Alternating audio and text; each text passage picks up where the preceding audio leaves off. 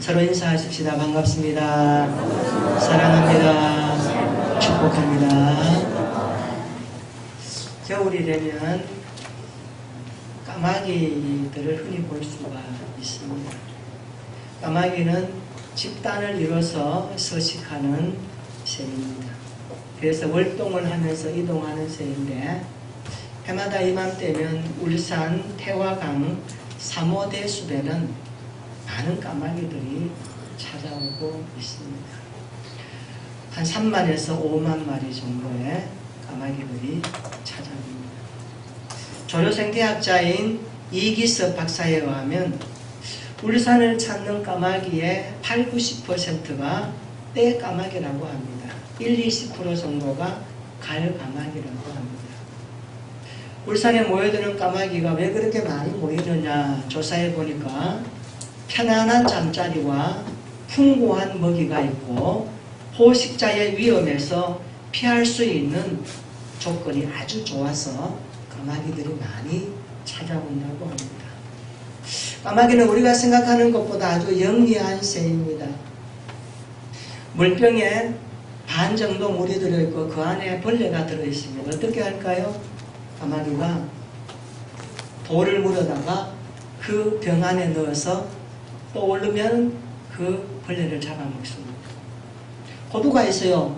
딱딱한 호두를 까마귀가 깨뜨리지 못합니다. 물고 어디 갔나 하니까 교차로에 갑니다. 그래서 거기에 떨어뜨려 놓으면 자동차 바퀴가 지나가다가 떨어뜨려 놔요.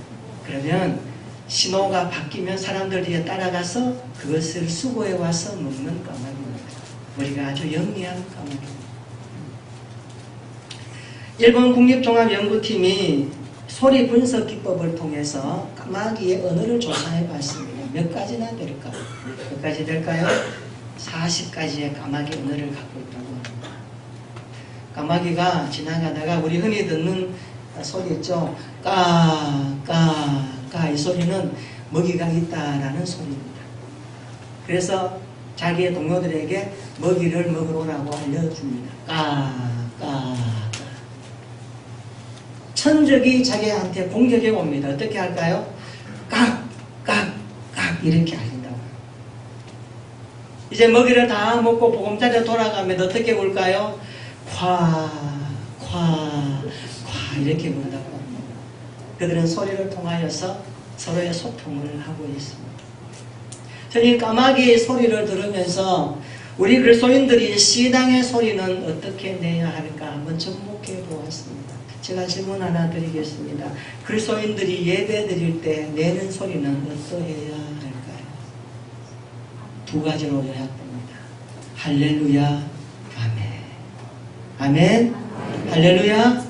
이게 예배 드리는 가운데 우리가 할 수 있는 유일한 고백의 소리입니다. 하나님을 찬양합니다. 구원의 하나님을 찬양합니다. 십자가 은혜를 찬양합니다. 할렐루야, 아멘. 오늘 예배가 할렐루야로 시작하여 아멘으로 마무리하는 예배가 되었으면 좋겠습니다. 오늘 설교 제목입니다. 따라서 하십시다. 성경적인 자아상. 자아상이라는 말은 이런 뜻입니다. 자신의 역할이나 존재에 대해 가지는 생각. 자신의 역할이나 존재에 대해서 가지는 생각을 자아상이라고 그렇게 의미를 붙입니다. 인간은 본래 성경적인 자아상을 가지고 살아가도록 만들어졌습니다. 하나님은 처음 인간을 만드실 때 정말 놀라운 걸작품으로 만드셨습니다. 그래서 인간은 목적지향적으로 살도록 창조하셨습니다. 27절과 28절에 보면 하나님 우리를 만드신 놀라운 은혜를 볼 수가 있습니다. 우리 한번 읽어볼까요? 창세기 1장 27절로 28절입니다. 시작. 하나님이 자기 형상 곧 하나님의 형상대로 사람을 창조하시되 남자와 여자를 창조하시고 하나님이 그들에게 복을 주시며 하나님이 그들에게 이르시되 생육하고 번성하여 땅에 충만하라. 땅을 정복하라. 바다의 물고기와 하늘의 새와 땅에 움직이는 모든 생물을 다스리라 하시니라. 아멘. 27절과 28절의 말씀에서 보면 인간이 얼마나 놀랍고 가치 있는 존재인지를 확인할 수 있습니다. 우리가 얼마나 놀랍고 가치 있는 존재인가를 27절과 28절을 통해 적어도 5가지로 확인할 수가 있습니다. 첫째는요, 우리는 하나님의 형상을 닮은 가치 있는 존재이다. 할렐루야. 우리는 하나님의 형상으로 지음받은 가치 있는 사람들입니다. 우리의 가치를 누가 만들었냐에 따라서 결정됩니다. 이 컵은 누가 만들었냐에 따라서 그 가치가 결정되듯이 어떤 작품이든지 누구의 작품인가에 따라서 그 가치가 결정됩니다. 오래되었던 유명한 미술 작품, 그것은 그 사람이 가치 있는 삶이 있었기 때문에 그 사람의 손에서 빚어진 것은 가치 있는 겁니다. 지금도 돈으로 계수할 수 없는 그런 가치를 매기고 있죠. 우리는 천지를 창조하신 하나님의 작품입니다. 믿으시기를 축원합니다. 우리는 하나님의 형상으로 지음받은 가치 있는 존재다라는 사실을 확인합니다. 두 번째는 우리는 풍성한 열매를 맺도록 창조되었다라는 사실입니다. 하나님은 우리에게 말씀합니다. 생육하고 번성하라. 인간 안에 생육하고 번성하는 엄청난 가능성이 있지 않습니까? 우리는 풍성한 열매를 맺도록 창조된 사람들입니다. 풍성한 열매를 맺을 때 행복을 경험하는 우리들입니다. 그래서 우리는 풍성한 열매를 맺도록 창조되었음을 성경이 말씀합니다. 세 번째, 우리는 충만한 삶을 살도록 만들어졌습니다. 하나님은 우리에게 땅에 충만하라 그렇게 말씀합니다. 땅에 충만하라. 이 말의 본래적인 의미는 온 땅에 충만하게 퍼져라 그런 뜻입니다. 여러분, 사람이 어떤 지역에 어떤 곳에 들어가서 살기 시작하면 땅에 충만한 것을 우리가 그대로 재현하지 않습니까? 이것은 하나님 우리를 그렇게 만드셨기 때문에 주어진 것입니다. 그래서 충만의식은 풍부의식으로 말할 수 있습니다. 하나님은 우리의 삶이 공허한 삶이 아니라 황폐한 삶이 아니라 충만하고 풍부한 삶으로 만들어 주셨습니다. 네 번째로 우리는 목표 지향적인 삶을 살도록 창조된 존재입니다. 하나님은 인간에게 땅을 정복하라고 말씀합니다. 우리에게 땅을 정복하라는 목표를 주셨습니다. 인간은 목표 지향적으로 살 때에 삶의 의미와 가치를 경험하지 않습니까?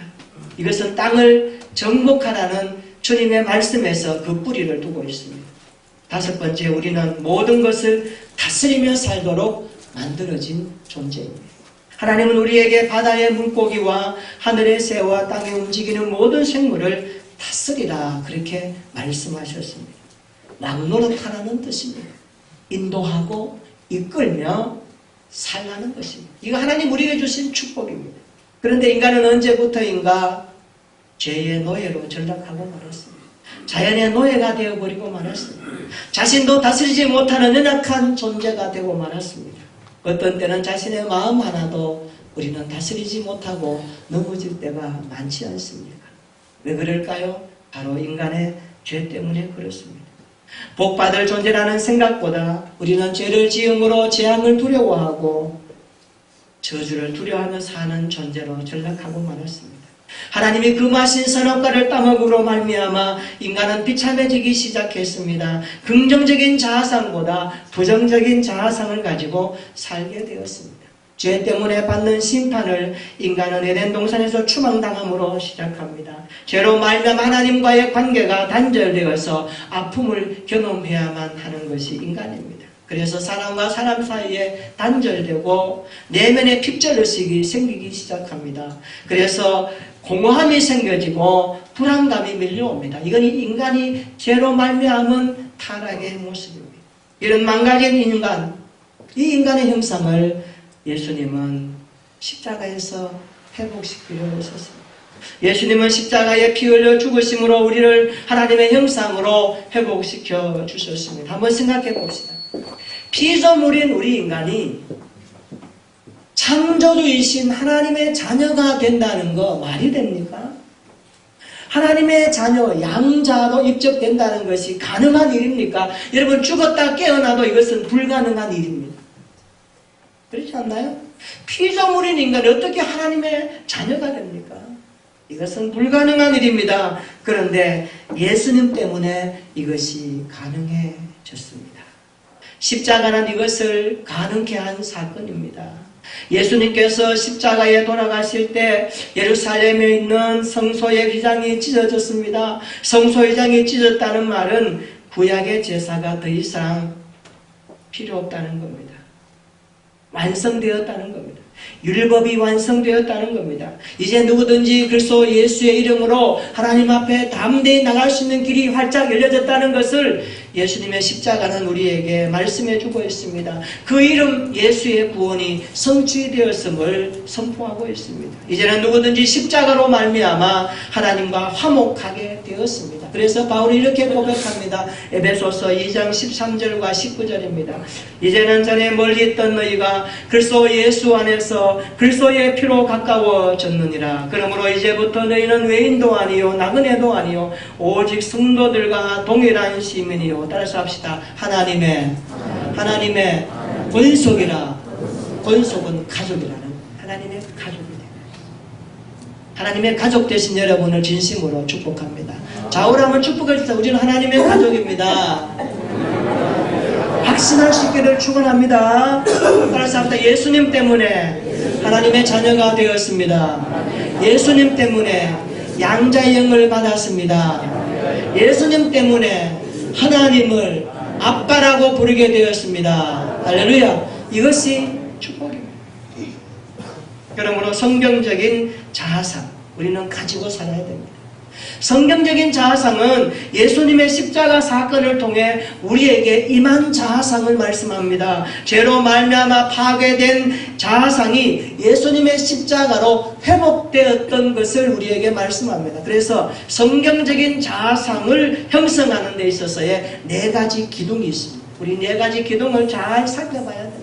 우리 안에 4가지 기둥이 잘 세워져 있는가? 그래서 나는 예수님의 십자가 보혈의 공로로 하나님의 자녀로서 형상이 회복되어지고 건강한 자아상을 가지고 하나님을 섬기며 신앙생활하며 사회에서 살아가면서 하나님의 자녀답게 살고 있는가를 항상 살펴보고 확인해 봐야 합니다. 성경적인 자아상을 형성하는 4개의 기둥. 첫째는요, 소속감에서 출발합니다. 소속감에서 출발합니다. 인간은 소속감이 없을 때 외롭습니다. 혼자라는 것을 느낄 때 인간은 고독합니다. 우리가 소유해야 하는 소속감은 예수님을 믿을 때 경험되는 겁니다. 예수님을 믿는 순간 우리는 하나님과의 관계 속에 들어갑니다. 하나님의 자녀가 되고 하나님의 나라의 일원이 되는 것입니다. 하나님의 가족이 되는 것입니다. 그래서 영접하는 자, 곧 그 이름을 믿는 자들에게는 하나님의 자녀가 되는 권세를 주셨다라고 요한은 말씀하고 있습니다.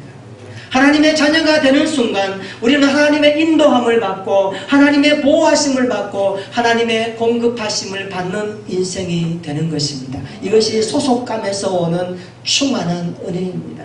우리 모두가 이런 소속감을 가짐으로 하나님 앞에 건강한 자아상이 확립되기를 주님의 이름으로 축원합니다. 두 번째로 자부심으로 확장되어야 하는 것입니다. 자부심은 가치관과 연결되어 있습니다. 자신을 얼마나 가치 있게 생각하느냐에 따라서 자부심이 결정됩니다. 자신이 가치 있다고 생각할 때 자부심은 커지게 됩니다. 그래서 더욱 자신을 가꾸고 자신을 개발합니다. 우리는 가치 있는 것을 소중하게 여기지 않습니까? 대부분의 사람들은 자부심을 자신의 소유에서 찾습니다. 어떤 사람은 성취한 일들에서 찾습니다. 어떤 사람은 자신의 직책에서 자신의 자부심을 찾습니다. 때로는 외모에서 찾는 사람도 있더라고요. 그리고 어떤 사람은 인맥에서 자기의 자부심을 찾습니다. 그런데 여러분, 이런 것들은 우리의 자부심의 근원으로 삼기에는 매우 위험한 것들입니다. 우리가 추구하는 자부심은 우리 존재 자체에 있어야 됩니다. 우리의 존재 자체가 자부심의 근원이 되어야 됩니다. 우리의 자부심의 현주소는 십자가 예수님의 보혈입니다.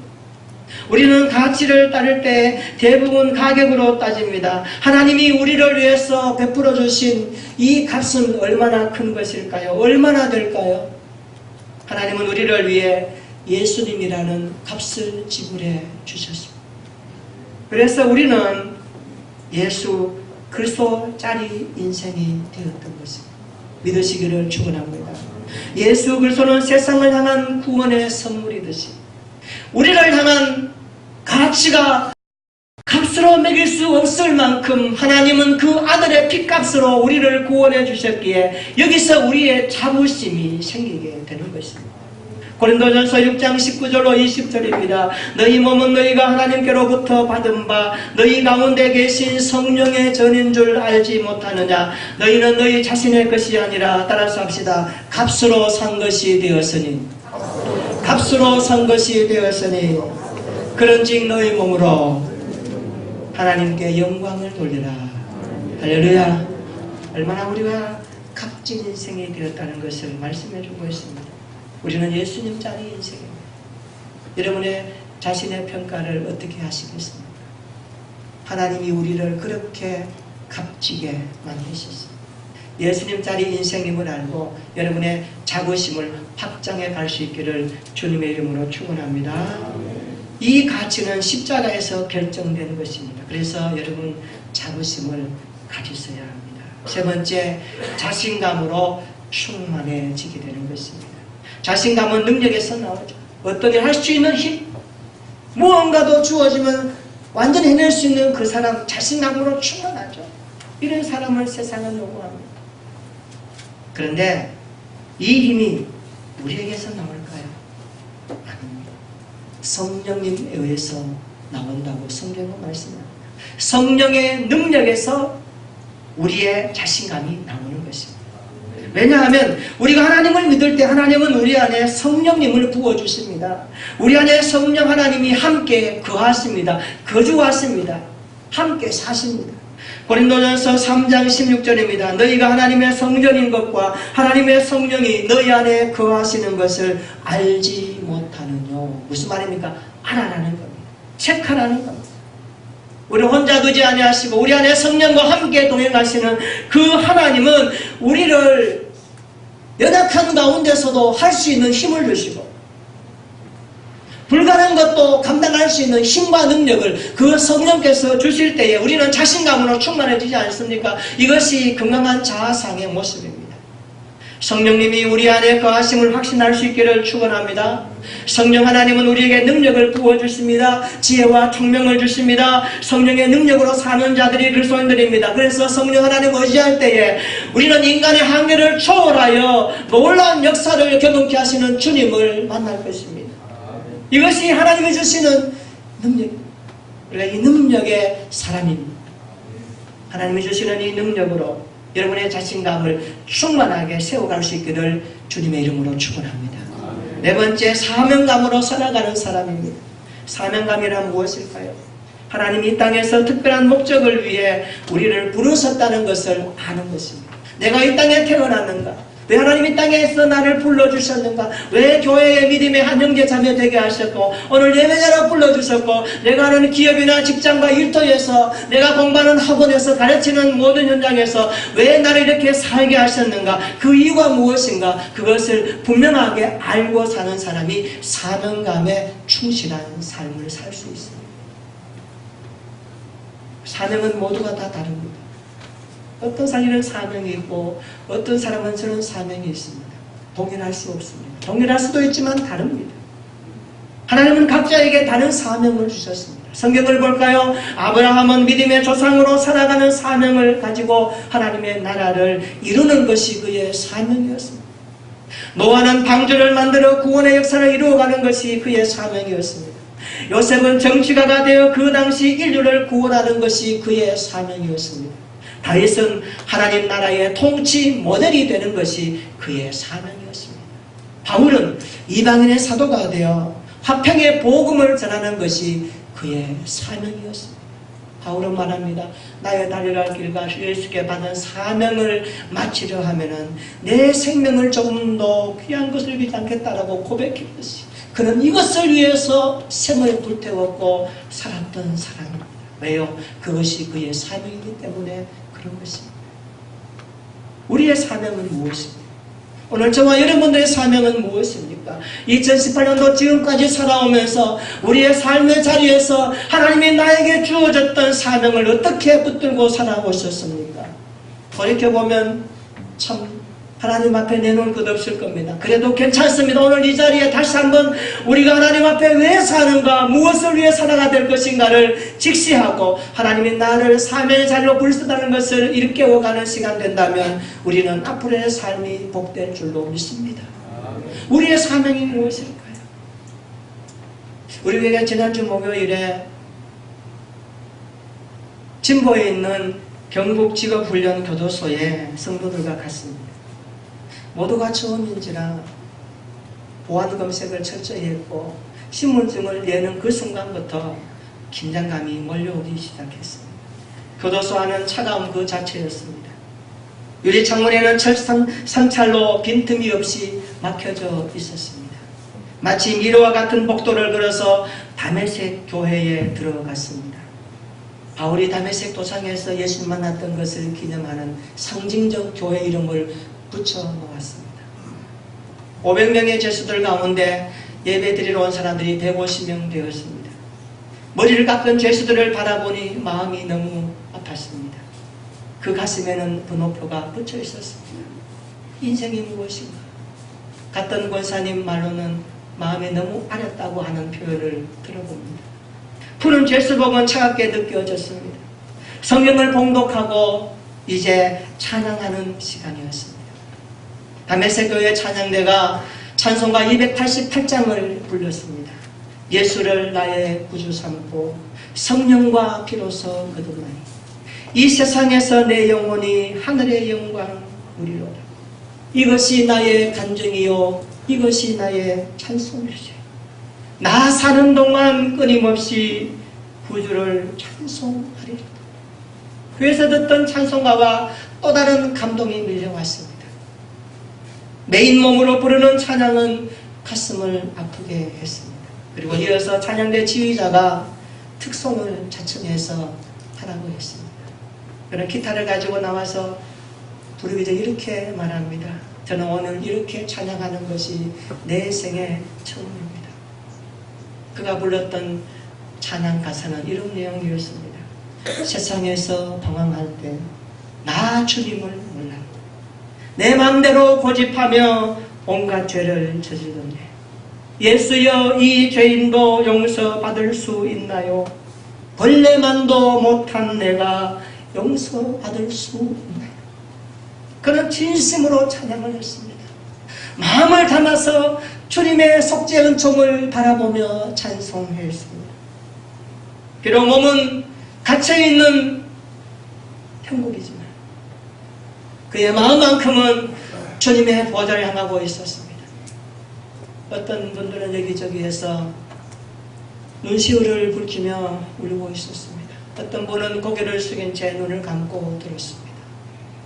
하나님의 은혜가 그 한 사람을 통해서 확산되는 것을 발견했습니다. 저는 이 찬송이 그 안에서 그만이 부를 수 있는 일이라면 그것이 사명이 아닐까요? 그가 메인 몸으로 기타 하나 들고 세상에서 방황했던 자신의 삶을 돌아보며 주님의 십자가 앞에 나가는 그 찬송을 부를 때에 모든 사람들에게 울림이 되고 복음이 전파된다면 그는 그것이야말로 그의 사명이라고 누가 말하지 않을 수 있겠습니까? 여러분, 사명이 무엇일까요?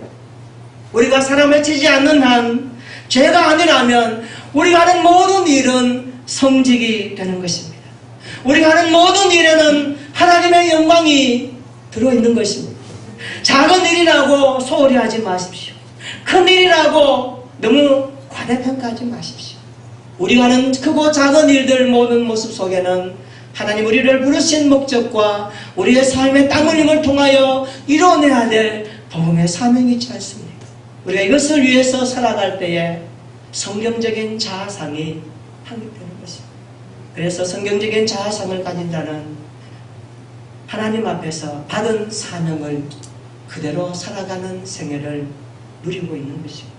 하나님을 위해, 이웃을 위해, 그리고 세상을 위해 우리의 사명이 되기를 주님의 이름으로 축원합니다. 성령적인 자아상이 참 중요합니다. 이 자아상이 잘 형성되지 않으면 예수 믿는 믿음의 사람들이 왔다 갔다 할 수 있어요. 움푹짐푹 할 수 있어요. 우리는 그러지 말아야 합니다. 예수님의 십자가 사건을 통해 우리에게 임한 자아상입니다. 회복된 자아상입니다. 무엇입니까? 소속감에서 출발합니다. 자부심으로 확장됩니다. 자신감으로 충만합니다. 그리고 사명감으로 살아가게 되어 있습니다. 이런 삶이 하나님 앞에 영광 돌리는 삶이 될 줄로 믿습니다. 따라서 합시다. 소속감에서 출발하고 자부심으로 확장되며 자신감으로 충만하여 사명감으로 살겠습니다.